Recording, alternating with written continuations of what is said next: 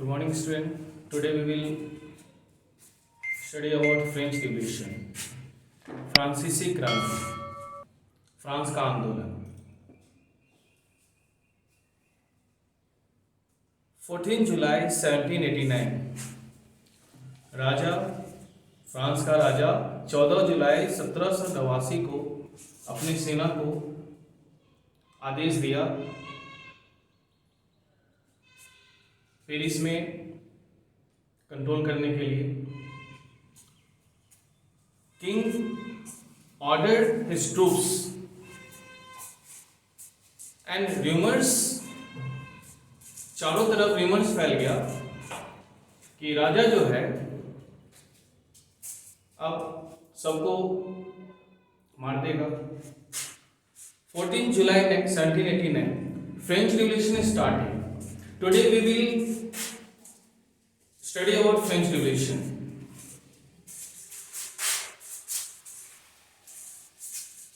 There were many causes of why this revolution started in French. There were many causes, and main causes was like social, political and economic. So I will focus in these main points. So let's start.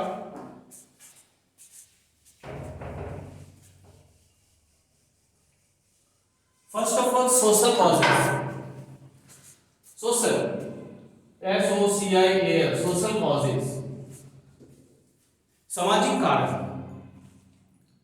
अब France का समाज, society of France was divided in 3 states, nobles, clergy and third state common people.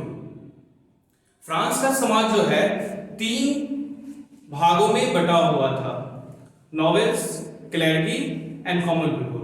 Nobles कुलीन वर्ग, पादरी वर्ग और साधारण लोग, जिसमें nobles and clergy by birth they had many privileges, and one of the most important privilege was that they were exempted from paying taxes.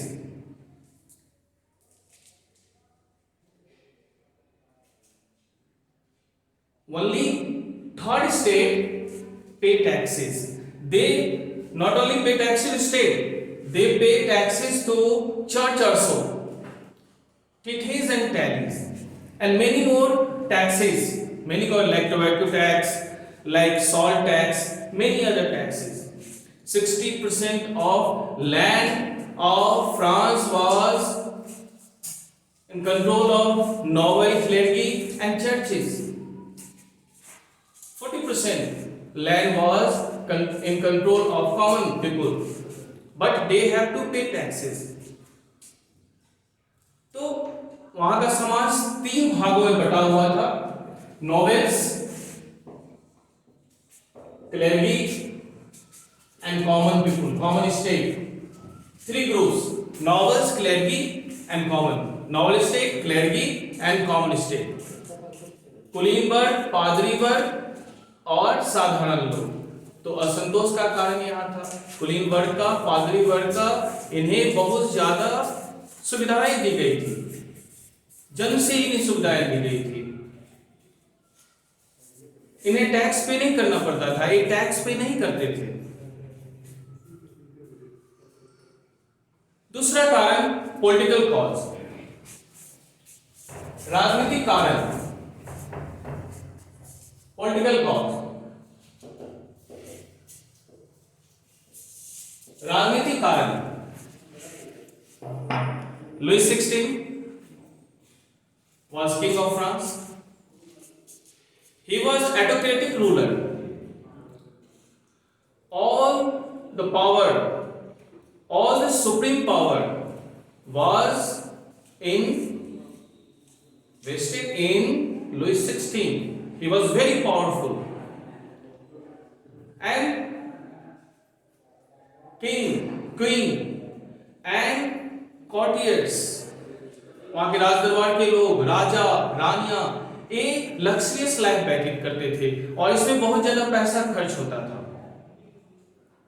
मनोरंजन भरी जिंदगी इनकी होती थी, सारी शक्तियां राजा में होती थी, राजा की जो इच्छा होती थी वो करता था, वो अपने मन मुताबिक आदेश देता था, उसकी जो इच्छा होती थी। He was autocratic.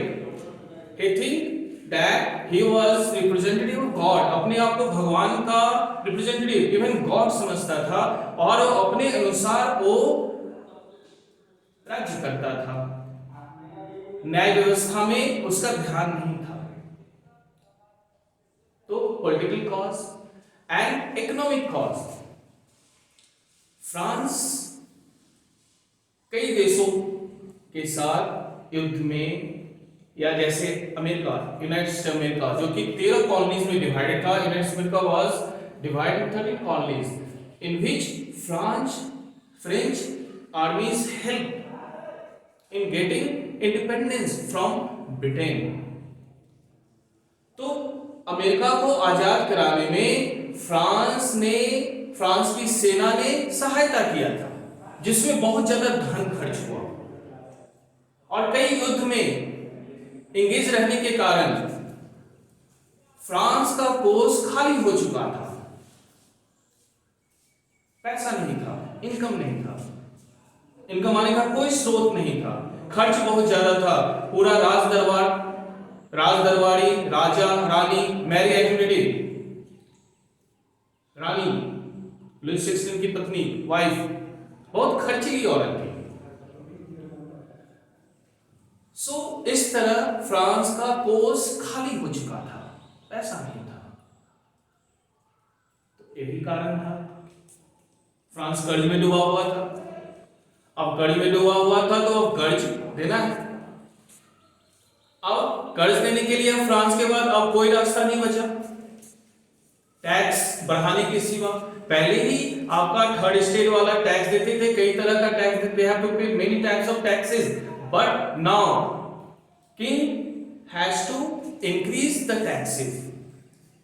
पुरानी व्यवस्था के अनुसार, according to the old design, French king have no authority to increase taxes. France का राजा टैक्स नहीं बढ़ा सकता था। भाई टैक्स कौन बढ़ा सकता था? तो स्टेट जनरल, इससे पहले 1614 में पिछला स्टेट जनरल की मीटिंग हुई थी। स्टेट जनरल की मीटिंग के द्वारा राजा के पास ये अधिकार था, वो टैक्स बढ़ा सकता था। स्टेट जनरल की मीटिंग बुलाई गई,